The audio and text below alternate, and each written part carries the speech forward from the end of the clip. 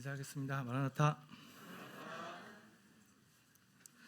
네, 오늘 다시 듣는 복음 네 번째, 창조주 하나님에 관련된 말씀을 나누도록 하겠습니다. 올해 저희가 연초에 연대기 말씀을 통해서 우리의 그 믿음의 기본을 다지기로 했죠. 그래서 주일날 말씀 시간에 연대기 말씀, 복음에 관련된 말씀들이 전해지고 있습니다. 오늘 네 번째 시간이고요. 첫 번째부터 세 번째 혹시 기억나세요? 첫 번째 시간에 우리의 모든 기본이 되는 이 성경에 관한 말씀을 했고요. 그리고 두 번째 시간에 성경의 주인 되시는 하나님에 대한 말씀을 했고요. 세 번째 시간에는 하나님께서 먼저 지으신 영적인 세계의 사단과 또 사단의 타락, 또 그 사단이 가게 되는 지옥에 관련된 말씀을 했습니다. 이제 오늘 성경의 시작인 창세기 말씀에 나와 있는 창조에 관련된 말씀을 나누려고 합니다. 창조에 관련된 이야기를 하다 보면 항상 이제 이야기되는 것이 창조와 과학이 부딪힙니다. 그래서 과학은 창조를 이렇게 지지하지 않고, 또 우리 많은 학생들 학교에서 이렇게 과학을 배우다 보니까 진화론을 배우게 됩니다. 그래서 기독교계에서 이제 창조 과학이라는 게 생겼죠. 그래서 창조가 과학과 어떠한 관련이 있는지 좀 그런 분들 연구해서 가르치는 이렇게 창조 과학 관련 부분이 생겼고요. 저도 한때 이 창조 과학에 좀 심취했을 때가 있었습니다. 그래서 좀 많이 좀 빠져들었을 때가 있었는데, 그때 결론은 과학은 창조를 증명하지 못한다 였습니다. 그런데요, 과학은 창조를 증명하지 못하지만 그렇다고 해서 과학이 창조를 설명할 수도 없습니다. 그래서 창조 과학을 이렇게 하는 분들이 창조 과학을 하는 이유는 과학으로 창조를 증명하겠다는 게 아니고, 모든 창조의 가능성이 여러 가지가 있는데 너무 과학으로 쏠려 있는 것을 한쪽으로 좀 이렇게 돌리겠다, 그런 차원입니다. 그러니까 과학도 창조를 증명하지 못한다라는 것을 설명하기 위한 것이지, 이 과학이 창조를 설명하기 위한 부분은 아니에요. 그래서 창조 과학으로 창조를 설명하겠다고 덤벼들었다가는 실패하는 경우가 있습니다. 그래서 보니까 지난주에 학생들이 남원에 있는 창조 과학 캠프에 다녀온 것 같아요. 우리 아들이 갔다 와서 뭘 배워왔느냐 했더니 하는 소리가 알던 거 또 듣고 왔어요. 뭔 소리야? 또 듣고 왔대요. 그래서 너 그분 창조에 관련된 건데 다 알고 있었어? 예, 그러는 거예요. 그래서 어떻게 알아? 그랬더니 성경 탐사 시간에 다 배운 거래요. 그래서 얘가 나한테 지금 잘난 척을 하는 건가? 어쨌든 이 창조 과학이 많이 과학적으로 쏠려 있는 우리 기독교인들의 생각을 이 과학도 증명하지 못하는구나, 이런 것들을 좀 이렇게 좀 복귀시키는 역할을 합니다. 그래서 사실 초기 때, 인류 초기 때 신본주의 사상이었을 때는 이 과학이 생기기 전에는 모든 게 신본주의였습니다. 그래서 이 영적인 영역이 주였어요. 근데 이 영적인 영역 갖고는 일상생활을 설명하지 못하다 보니까 이 과학을 발전시켰거든요. 그래서 그때는 분명히 영적인 영역과 이 과학적인 실제 생활 영역을 나눠서 이렇게 생각을 했는데, 어느 순간 이게 잘못돼가지고 이 과학적인 것만 눈에 보이기 때문에 이것만 진리고 눈에 안 보이는 것은 가짜다, 이제 이런 잘못된 사상이 이렇게 쭉 퍼져가지고 오늘날 이렇게 좀 많이 변질되어 있는 상태입니다. 실제로 인류 초기 때는 그랬어요. 이 영적인 영역은 영적인 걸로 접근하는 거고, 눈에 보이는 이런 물질적인 세계는 물질적인 부분으로 접근하는 게, 이게 원래 처음에 맞는 출발이었습니다. 지금 많이 변질된 거죠. 그래서 창조 과학에서는 이런 것들을 좀 이렇게 좀 돌리고 있는 겁니다. 그래서 오늘 제 이 말씀이죠. 창세기 1장 1절에 나와 있는 말씀입니다. 태초에 하나님이 천지를 창조하시니라. 제가 시간상 성경을 잘 안 찾아보는데요. 좀 찾아보겠습니다. 1장 1절 찾아보도록 하겠습니다. 네. 혹시 못 찾는 분 계세요?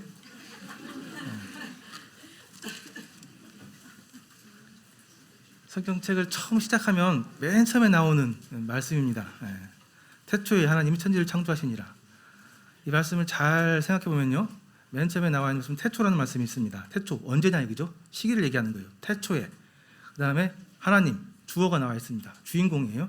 하나님께서 목적어가 나와 있는데요. 천지, 땅과 하늘, 천지를 창조하셨다라는 게 1장 1절의 말씀입니다. 성경의 출발이고 성경의 답이 여기 다 들어 있습니다. 오늘 이 말씀 한번 외워볼까요? 태초에 하나님 천지를 창조하시니라. 다 외우셨죠? 오늘 성경 한 구절 외우신 겁니다. 자, 이 태초에 하나님이 천지를 창조하셨다 이 말씀을 믿습니까? 믿으세요? 그거 아시죠? 못 믿는 분이 얼마나 많은지. 이 말씀을 못 믿는 사람들이 굉장히 많습니다. 근데 사실 비율로 따져보면은 믿는 사람도 이상한 사람들이에요. 믿는 사람도 이상한 사람들입니다. 여기 있는 분들 다 믿는 분들이죠. 혹시 못 믿는 분도 있으면 큰일 났는데 계속 잘 들어보시고요. 여기 이 말씀을 믿고 있는 이분들이 우리가 사실 좀 이상한 사람들이에요. 그래서 우리가 이 말씀을 어떻게 믿게 됐느냐 잘 따져보면 우리가 믿은 게 아니고요, 하나님께서 믿게 해주셨어요. 이상하게 나에게만 이 말씀을 믿게 해주셨어요. 그렇죠? 그래서 그걸 우리가 뭐라고 그래요? 은혜라고 합니다. 은혜. 특별히 나에게만, 우리에게만 이렇게 믿게 해주신 것, 그것을 은혜. 그죠? 가끔 이 은혜에 대해서 감정적으로 반응될 때가 있는데, 은혜입니다. 여기 계신 분들은 은혜를 받았기 때문에 이상한 사람들 된 거예요. 제 친구 중에 제가 이제 전도하려고 노력했던 친구 중에 한 명이 있었는데, 걔에게 이제 물어봤습니다. 너 성경을 믿느냐? 안 믿는데요. 왜 안 믿느냐? 그랬더니 성경을 믿어보려고 했대요. 믿어보려고 해서 교회 가서 성경책을 딱 폈는데 딱 펴자마자 나온 말씀이 이 말씀이었어요. 태초에 하나님 천지를 창조하시니라. 바로 덮었대요. 걔 말의 표현에 의하면 무슨 이렇게 성의 없는 말이 있느냐 이거죠. 이게 도대체 무슨 말이냐 이게. 무슨 좀 설명을 하던가, 아니면 그럴듯하게 좀 거짓말도 보태서 얘기를 하던가, 그냥 일방적으로 하나님이 천지를 창조했다고 하는데 무슨 이런 성의 없는 말이 있느냐 하면서 덮어버렸대요. 뭐 제가 믿지 않는 사람이었다고 한다면 이해가 될 것 같아요. 이해가 될 것 같아요. 그렇게 반응하는 것이. 근데 다행히 저희는 이상한 사람들이잖아요. 이 말씀이 그냥 믿어지는 거예요. 근데요, 성경은 말씀을 하실 때 믿으라고 설득하지 않습니다. 일방적인 선포예요. 이것에 대해서 설명하지 않고 믿으라고 강요하지 않고 그냥 일방적인 진리에 대한 선포예요. 이걸 더 이상 어떻게 설명합니까? 태초에 하나님이 천지를 창조하셨다. 이걸로 끝입니다. 믿든지 거부하든지 그건 이제 우리 선택입니다. 그래서 성경은 하나님의 말씀은 사람들에게 강요하거나 자세히 설명하지 않습니다. 특히 이런 부분은 더 그래요. 어떻게 이 천지 창조를 설명할 수 있겠습니까? 가능할 것 같습니까? 무슨 말로 이걸 설명을 해요? 아까 말씀드린 것처럼 믿음의 영역이 있습니다. 영적인 영역이 있고요, 물질적인 영역이 있는 거예요. 이 영적인 영역은 설명이 안 돼요.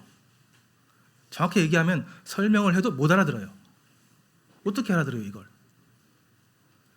그래서 이걸 믿음의 영역이라고 하는 겁니다. 그런데 사람들이 오늘날 많이 변질된, 이건 사단의 역사겠죠. 눈에 보이는 관찰 가능한 영역이 아닌 것들은 믿을 수 없다. 합리적이지 않다. 이러한 잘못된 사상이 퍼져 있는 이 현실이 사단이 많이 이렇게 오염시킨 거죠. 옛날에 그렇지 않았다니까요. 옛날에는 확실히 구별했습니다. 영적인 부분들은 영적인 부분을 구별했었어요. 근데 사람들이 너무 이 믿음의 부분들, 이 눈에 안 보이는 부분을 무시하고 있어요. 우리가 잘 알고 계시지만 역사 어떻게 믿습니까? 눈에 안 보이는 거 어떻게 믿어요? 이것도 믿음의 영역이고요. 우리가 안 보이지만 분명히 있는 것, 사랑, 믿음, 소망 이런 거 있죠. 이거 어떻게 믿어요? 안 보이는데? 근데 있잖아요. 부인할 수 없잖아요. 과학적인 방법이라고 하는데요. 눈에 보이고 또 관찰 가능하면서 반복적으로 보이는 것, 그런 것들만 믿을 수 있다라고 하는 게 과학주의라는 이제 그런 안 좋은 이제 사상이 생겼는데, 우리가 모든 것을 그걸로 다 설명할 수 없습니다.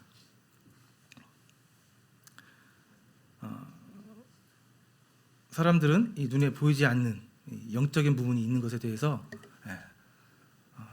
인지하셔야 됩니다. 그래야 하나님의 말씀을 받아들일 수 있고 이 창세기 1장 1절 말씀을 받아들일 수 있습니다. 그 반응이, 그러니까 이 창세기 1장 1절에 나와 있는 말씀을 어떻게 반응하냐에 따라서 그 사람의 인생이 결정되고 그 삶이 결정이 됩니다.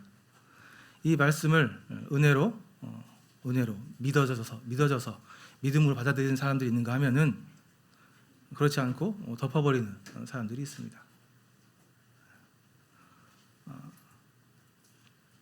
그래서 정말 중요한 말씀인 것 같습니다. 1장 1절에 나와 있는 태초에 하나님이 천지를 창조하시니라.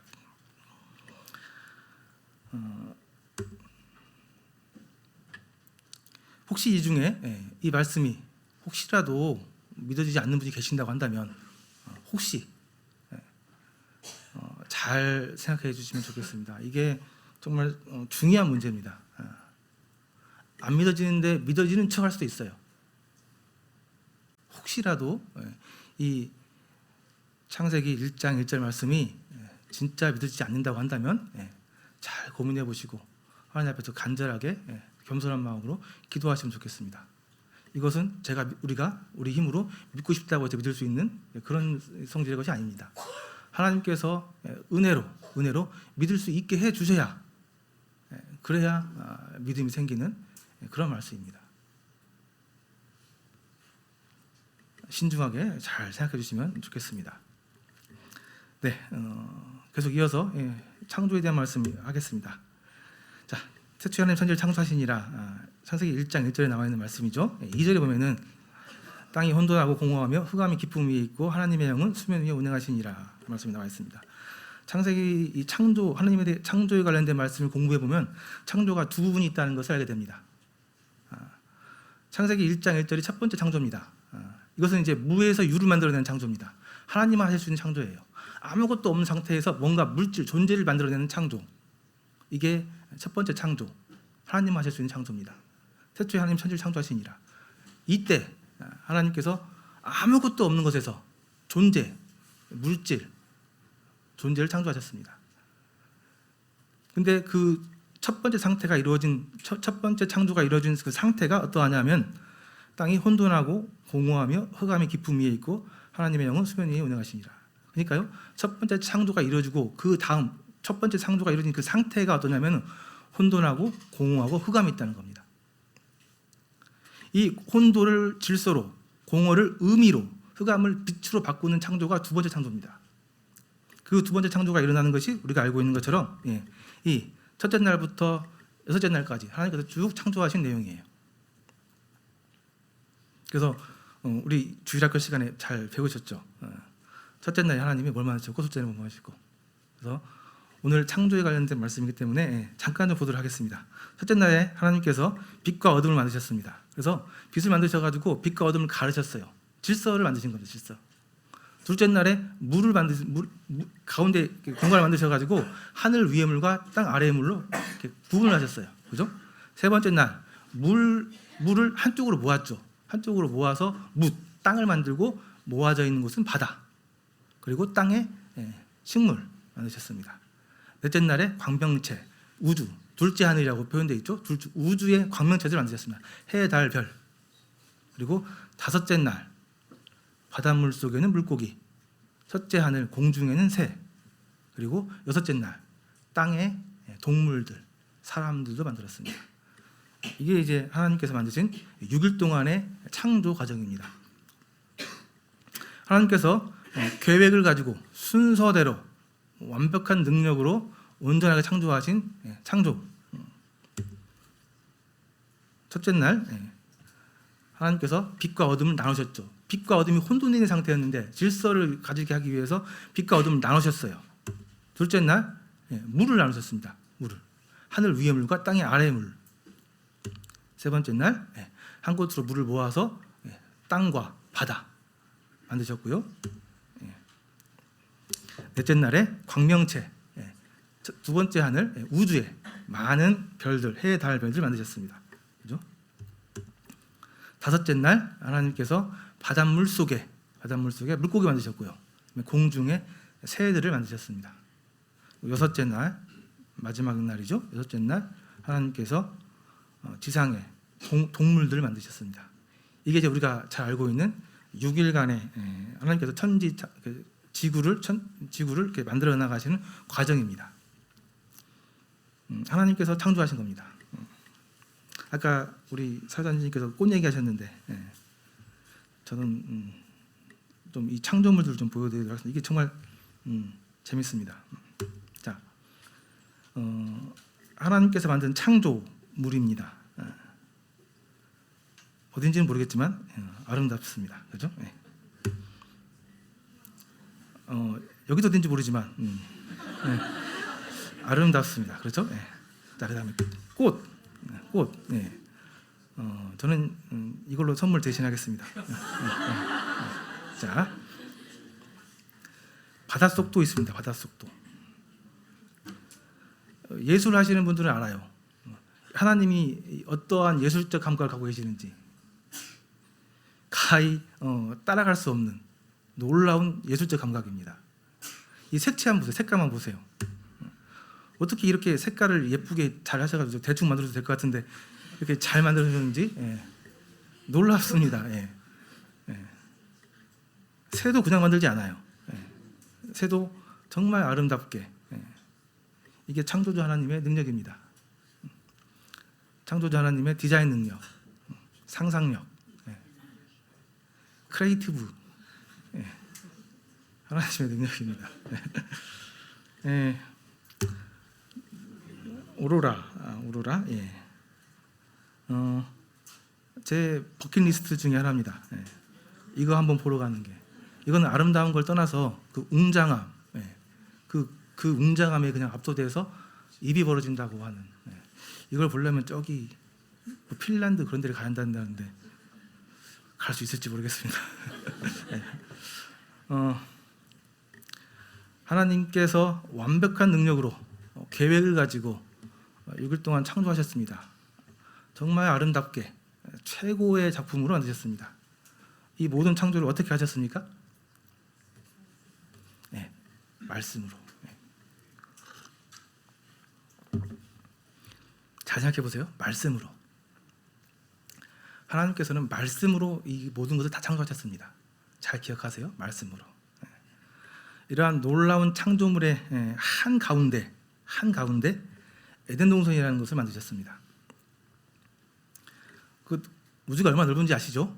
그 넓은 우주의 그 지구 안에서도 가장 중심에 가장 아름답게 가장 좋게 만든 곳이 에덴 동산이었다고 해요.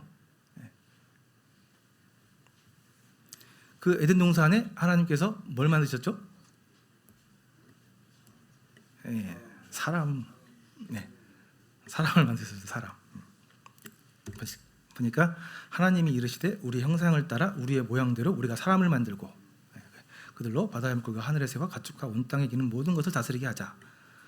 하나님께서 창조의 한 가운데 가장 좋은 곳에 사람을 만드셨습니다. 그러니까 이 과정을 보면 하나님의 목적을 좀 알 수 있어요. 계획을 알 수 있습니다. 하나님의 창조의 계획은 최종적으로 결국 사람을 만들기 위한 계획이었어요. 그렇죠. 정말 아름답게 가장 좋게 가장 예쁘게 만들었는데 그렇게 만든 이유가 그곳에 가장 소중한 존재, 이 사람을 그곳에 만들기 위해서 만드신 겁니다. 그래서 하나님 창조의 최종 목적은 그냥 아름다운 만물이 아니고요, 사람이었습니다. 사람, 내가 사랑하는 사람, 이 사람을 만들어서 그 아름다운 곳에 두는 것이 하나님의 목적이었습니다. 근데 이 사람이 특별한 것은 여기 나와 있는 것처럼 우리의 형상, 그러니까 하나님의 형상을 따라서 만들었다고 나와 있습니다.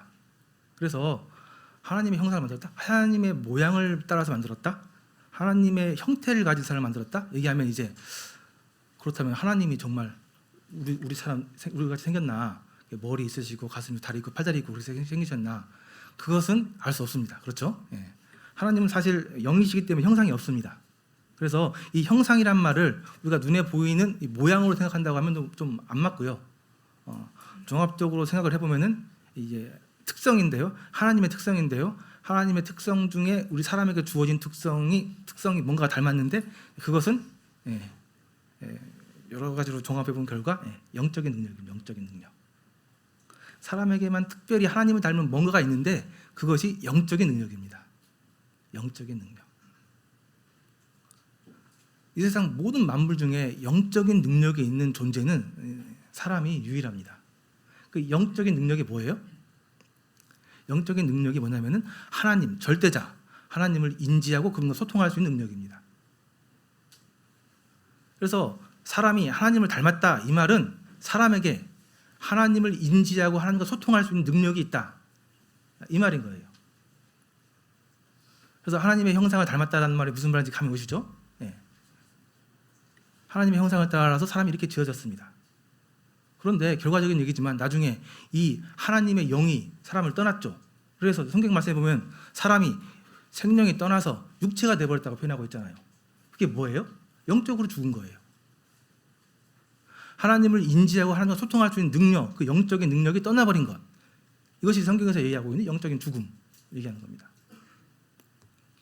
이제 그건 나중에 얘기고요. 어쨌든 사람이 하나님의 형상대로 지어졌다는 얘기는 이렇게 하나님의 능력, 영적인 능력, 하나님을 인지하고 그분과 소통할 수 있는 능력이 있는 존재로, 아주 특별한 존재로 지어졌다는 겁니다.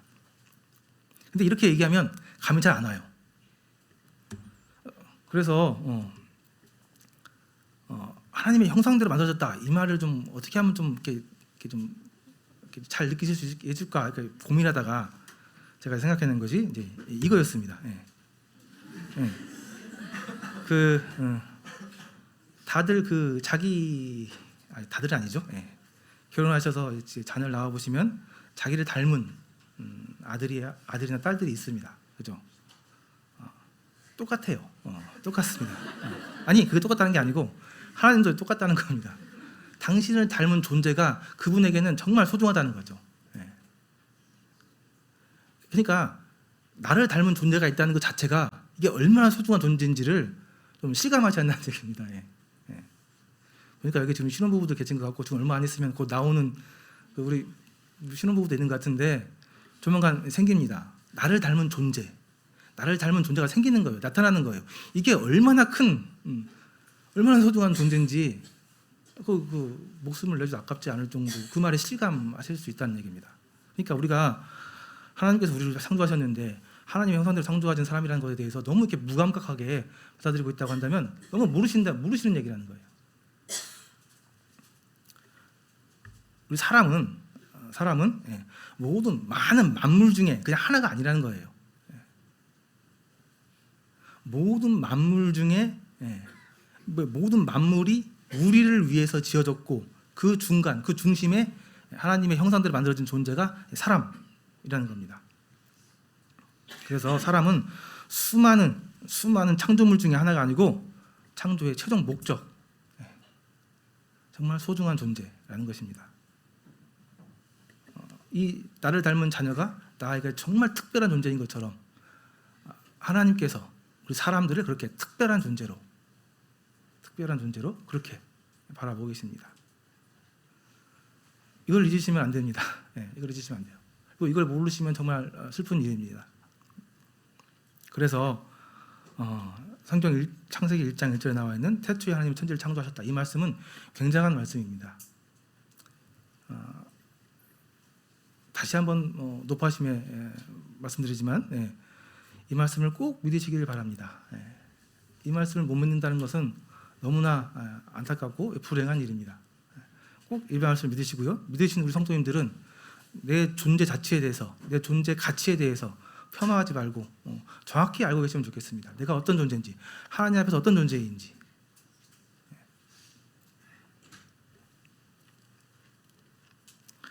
자,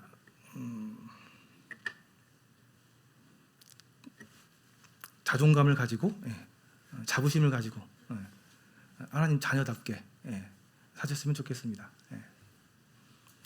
자, 창조 얘기를 좀 더 해보도록 하겠습니다. 첫 번째 창조가 아까 말씀드렸죠. 첫 번째 창조가 있었는데 첫 번째 창조의 결과는 여전히 혼돈과 공허와 흑암이었습니다. 그 존재가 생기긴 했지만 여전히 혼돈과 공허와 흑암 가운데 있었고요. 두 번째 창조가 시작이 됐고, 두 번째 창조는 이 혼돈을 질서로, 공허를 의미로, 공허한 것에 의미를 부여하고 흑암 가운데 빛을 창조해내는 과정입니다. 이게 제 두 번째 창조라고 얘기할 수 있고요. 이 두 번째 창조는 지금도 동일하게 이루어지고 있습니다. 이 두 번째 창조는 계속해서 이루어질 거고, 이 두 번째 창조는 세상 마지막 날 마무리될 겁니다. 그래서 이 하나님의 창조는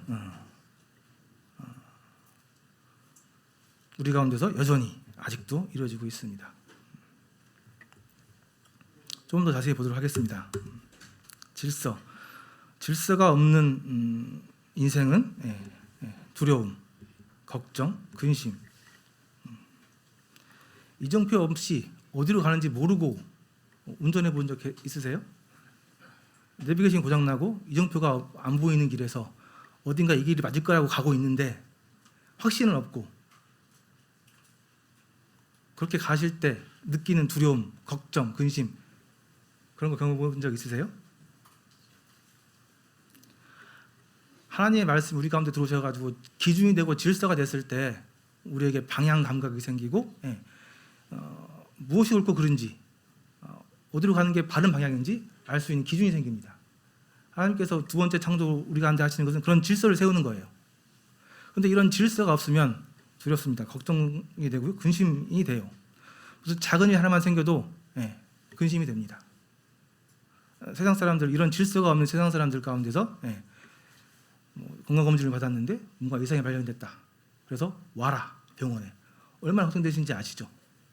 물론 인간적인 연약함이 있기 때문에 우리 질서가 있는 우리 그리스도인도 마찬가지긴 하지만 그래도 그 깊이가 다르죠.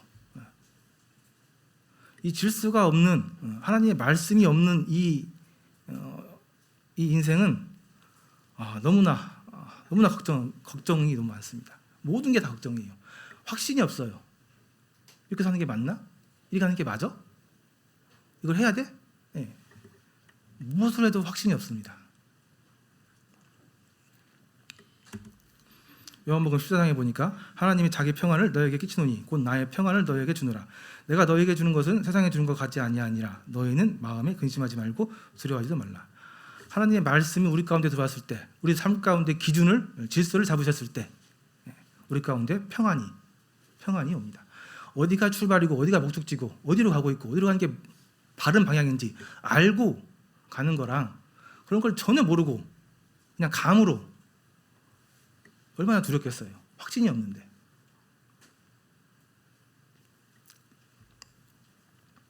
하나님께서 말씀으로 우리 가운데 들어오셨을 때 우리 가운데 이런 평안의 창조가 이루어지고 있습니다. 그래서 이 말씀이 결국 세상의 모든 만물들을 다 붙들고 있습니다. 하나님의 말씀이. 근데 자꾸 이 기준을 부인하죠. 깨트리려고 하잖아요. 거부하잖아요. 그렇기 때문에 세상이 지금 많이 잘못된 길로 가고 있고 파괴되고 있고 그런 현실입니다. 두 번째 의미 보겠습니다. 의미. 삶 가운데 의미, 존재의 의미가 없으면요, 잘 아시죠? 허무합니다. 공허하고 무력해져요. 우리나라 자살률 굉장히 높죠. 굉장히 높은데요. 정말 어려워서 너무 가진 게 없어 자살하는 분도 있지만은 정말 이해 안 되는 사람들 중에 한 부류들이 모든 걸 다 가진 사람들, 최고 자리에 올라간 사람들이 자살한 경우들이 있습니다. 의외로 많아요. 그들이 인생을 살아가면서 기준이 없었습니다. 기준이 없었어요. 그냥 이 방향이 내가 가야 될 방향으로 생각을 했어요. 열심히 갔습니다. 최선을 다해서 끝자리에 가봤더니 이게 아니에요. 이걸 얻으면 이 자리에 가면 행복할 줄 알았는데 행복하지 않은 거예요. 그때 느껴지는 그 허무함, 공허함, 이걸 이제 경험 안 해본 분들은 이제 모르시는 거죠. 최고 자리에 올라가신 분들만 경험할 수 있는 일입니다. 그래서 그런 분들이 대부분 상당히 많이 이렇게 살아서 뭐예요? 이게 뭐 내가 왔던 길이라고 한다면 더 이상 무슨 의미가 있어? 하고 자살하는 경우들이 많이 있습니다. 최근에는 가끔 얘기하는데요. 그 박진영 씨, 그분은 참 대단한 분이죠. 최고 자리에 가서 허무함을 느꼈는데 그 허무함을 뭐 이렇게 나쁜 쪽으로 이렇게 하지 않고 다행히 진리를 찾는 쪽으로 가셔가지고 진리를 발견한 케이스 중에 한 분이신데 이렇게 정말 은혜를 받는 케이스 있는 것 같습니다. 어쨌든 하나님께서 말씀으로 우리 안에 의미를 부여주십니다. 내가 존재해야 되는 이유, 나의 존재 가치, 살아가는 의미, 어떤 의미인지 이렇게 이런 의미를 주시는 거. 이게 없으면 정말 허무합니다. 그죠? 천도서에 보면 많이 나와 있죠. 헛되니 유명한 말씀. 이 공허함, 이 속에 빈 것이 있는데 이것을 채우기 위해 모든 걸 해봤다는 거죠. 그리고 이 솔로몬 얘기인데 이 솔로몬의 마지막 그 말은 헛됐다.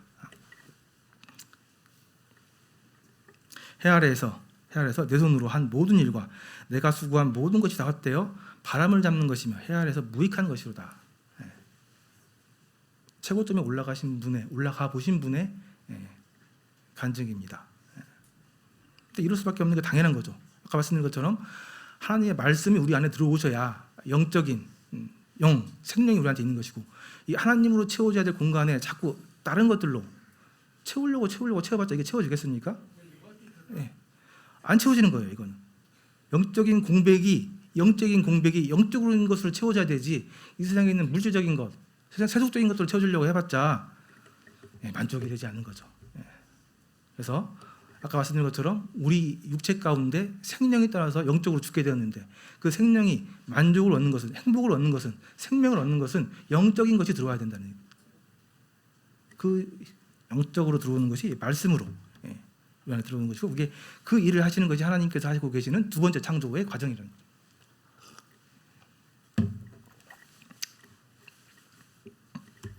세 번째 빛입니다. 요한복음 1장 1절에서 4절에 나와 있는 말씀이죠. 태초에 말씀이 계시니라. 이 말씀이 하나님과 함께 계셨으니 이 말씀은 곧 하나님이시니라. 그가 태초에 하나님과 함께 계셨고 만물이 그를 말미암아 지은 바 되었을 때 지은 것이 하나도 그가 없이 된 것이 없느니라. 그 안에 생명이 있었으니 이 생명은 사람들의 빛이라. 요한복음 1장 1절에 나와 있는 말씀은 창세기 1장 1절에 나와 있는 말씀과 비교가 됩니다. 여기 태초가 나오죠. 요한복음에 나와 있는 이 태초, 창세기에 나와 있는 이 태초, 어떤 게 더 오래전 태초죠? 우리 그 성경 말씀 시간에 잘 배우셨으면 아실 텐데, 요한복음에 나와 있는 태초가 훨씬 오래전 태초죠. 태초에 말씀이 계셨는데요. 그 말씀이 하나님이시래요. 이해가 되세요? 믿어지세요? 태초에 말씀이 계셨는데 그 말씀이 하나님이세요. 그 하나님이 누구시죠? 요한복음에서 딱 그 얘기하고 있는 거잖아요. 말씀이 있었는데 그 말씀이 하나님이고 그 하나님이 예수님이라는 거예요. 그렇잖아요.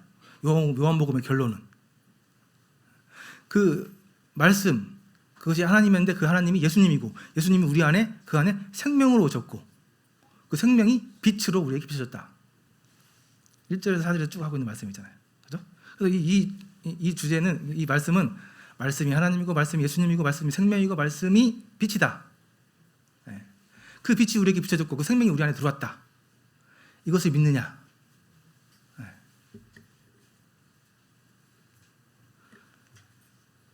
하나님께서 처음 모든 존재를 창조하시고 두 번째 창조를 하시는데요. 두 번째 창조하시는 그 안에는 우리 안에 빛을 창조하시는 겁니다. 생명을 창조하시는 거예요.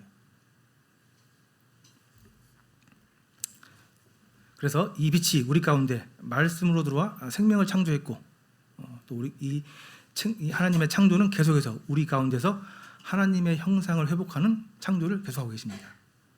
그래서 하나님께서 하시는 이 두 번째 창조는 우리에게 생명을 줄 뿐만 아니라 우리 가운데 잃어버렸던 하나님의 형상을 회복하는 창조를 계속 쭉 해나가고 계시는 거예요.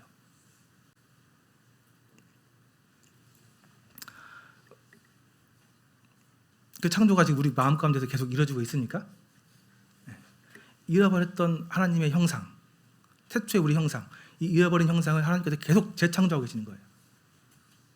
그래서 우리 그리스도인의 삶 가운데서 하나님께서 계속 역사하시죠. 자꾸 우리에게 뭔가를 가르쳐 주시고 뭔가를 경험하게 하시고 뭔가를 깨우치게 하시고 그런 과정들 가운데서 하나님의 형상 하나하나를 다시 재생하고 계시는 거죠.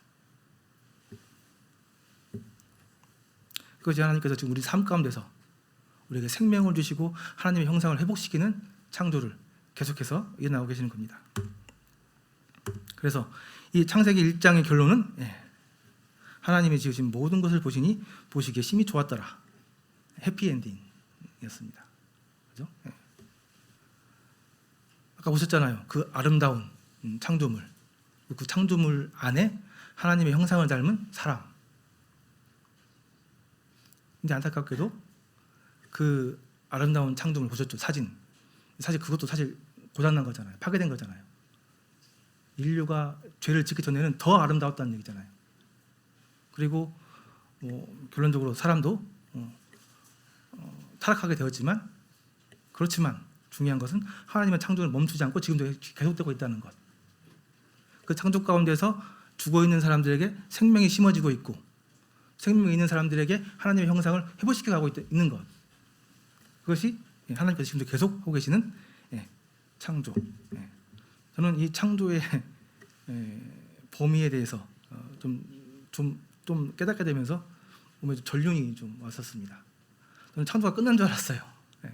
창조가 여섯째 날 다 끝난 줄 알았어요. 근데 그게 아니더라고요.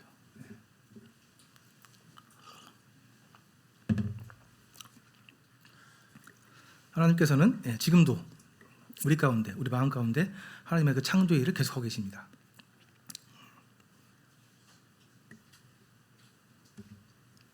질문하겠습니다. 정말 중요한 질문이에요. 창조주 하나님을 믿음으로 받아들이셨습니까? 진지하게 대답해 보셔야 돼요. 이 반응에 의해서, 이 질문에 대한 반응에 의해서 내 삶이, 내 인생이 결정됩니다. 은혜의 인생으로 가는지 멸망의 인생으로 가게 되는지 진지하게 생각해 보셔야 돼요.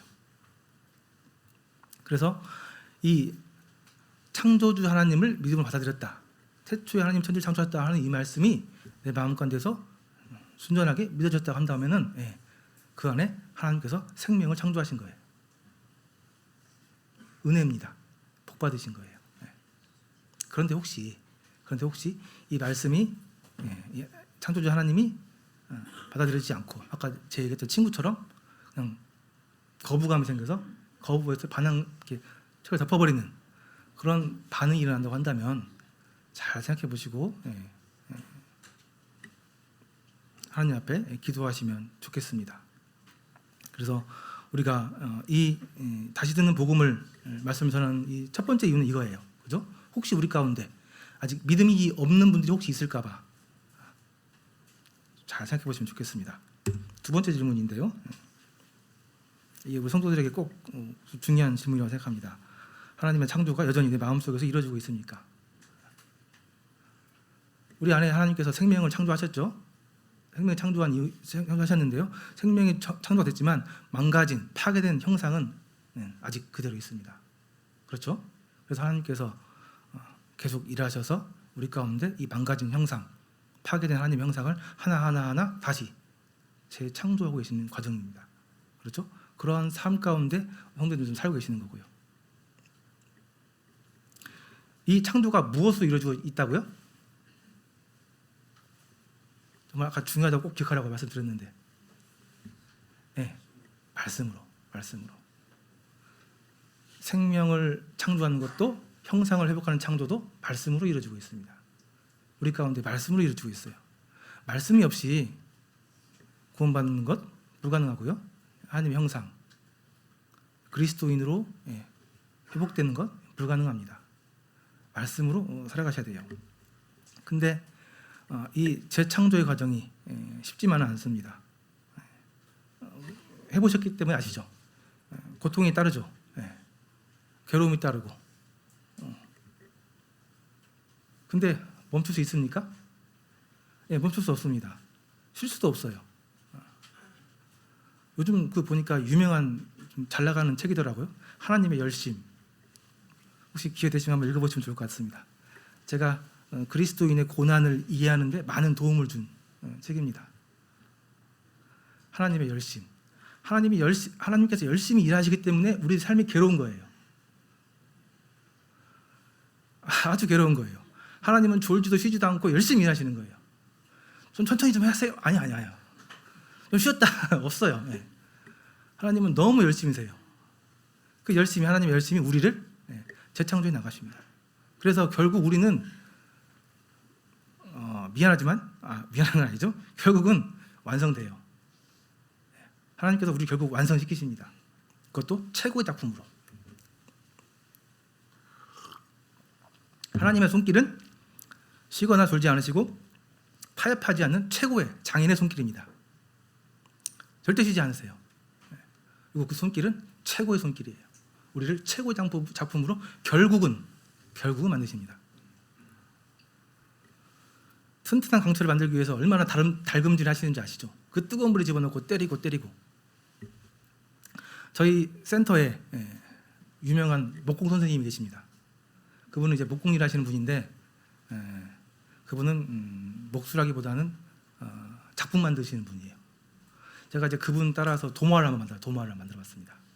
도마를 만들기 위해서는 나무를 골라가지고 자른 다음에 그다음에 이제 모양을 만들어서 더 좀 자르고 그다음에 사포질을 하고 그다음에 이제 기름칠을 해서 말려요. 근데 제가 생각해도 좀 심해요. 사포질을 너무 많이 해. 된 것 같은데 이쯤 있으면 대체도 얼마나 사포질을 몇 번을 계속 해요. 이게 들어보니까 뭐 사포가 종류가 여러 가지가 있대요. 그걸 순서대로 다 계속 하시는 거예요. 좀 대충 하지. 안 된대요. 타협하지 않아요. 해야 된대요. 사포질 맨날 사포질만 하니까 먼지 막 날리고 사포질 다 하니까 반들반들해요. 와 진짜 이래서 사포질 하는구나. 반들반들해요. 끝난 줄 알았더니 기름칠 해야 된대요. 기름을 칠하는데 3번인가? 3번인가 칠해요. 3번인가? 아니 그거 한 번만 칠하면 되지. 그걸 또 3번이나 칠하고 있어. 3번 칠하는데요. 이게 며칠 걸려요. 왜 그러냐면 칠하고 말려야 돼 또. 바로 안 칠해요. 도저히 이해할 수가 없어요.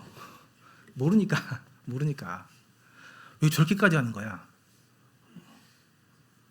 이해할 수가 없어요. 우리 삶 가운데 일어난 일 아니세요? 왜 하나님 정말 왜 이렇게까지 하시지? 이런 일 일어나지 않고 계세요? 모르니까 하나님의 그 마음을 그 뜻을 모르니까.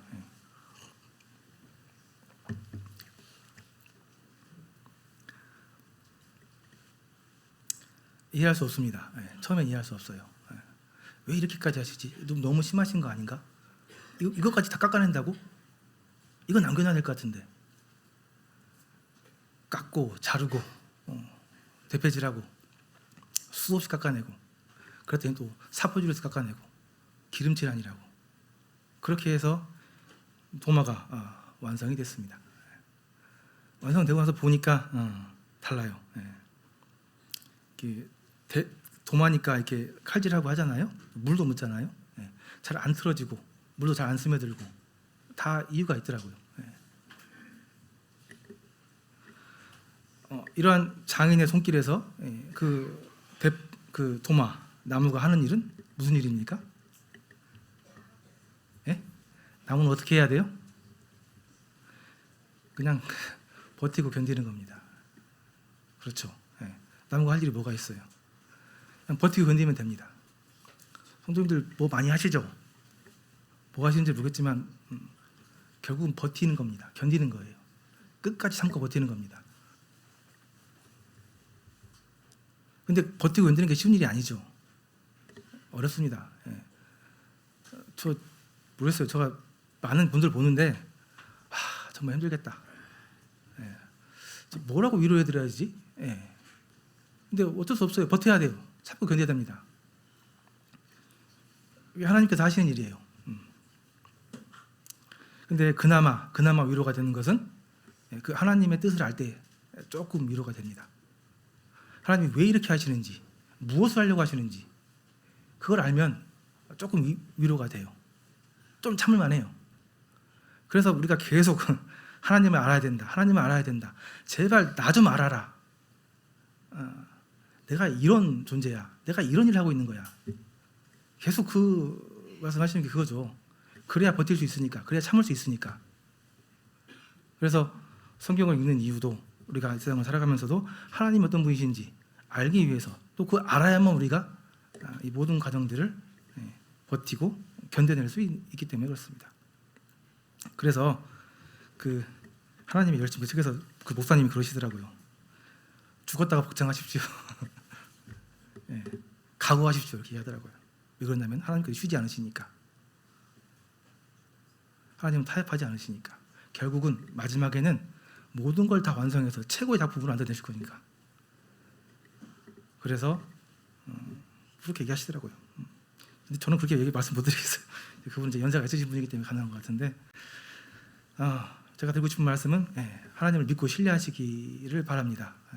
하나님이 어떤 분이신지, 하나님 우리를 왜 그렇게 하시는지, 하나님의 마음을 또 하나님의 계획을 잘 알고 신뢰하는 가운데 참고 버티면, 견디면 그 길을 가시면 좋겠습니다.